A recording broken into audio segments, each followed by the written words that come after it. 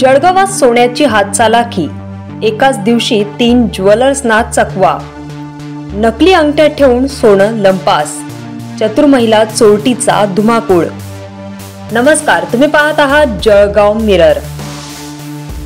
जळगाव शहरात एक चतुर महिला चोरटी सक्रिय झाल्याचे उघड झाले आहे।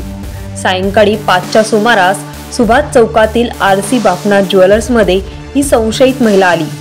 अंगठ्या पाहण्याच्या बहाण्याने तिने सेल्समनचे लक्ष विचलित केले आणि हात चालाखीने 2 सोन्याच्या अंगठ्या लंपास केल्या।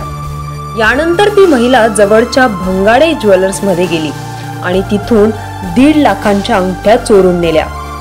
एवढ्यावरच न थांबता ती पुढे रिंग रोड वरील पुन्हा गाडगीळ ज्वेलर्स मध्ये पोहोचली आणि तिथूनही सोन्याच्या अंगठ्या चोरल्याचे उघड झाले आहे।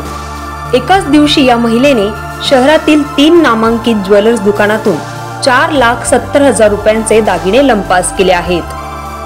प्रत्येक ठिकाणी ती नकली अंगठ्या ठेवून खऱ्या सोन्याच्या अंगठ्या घेऊन पळाल्याचे सीसीटीव्हीत स्पष्ट दिसत आहे।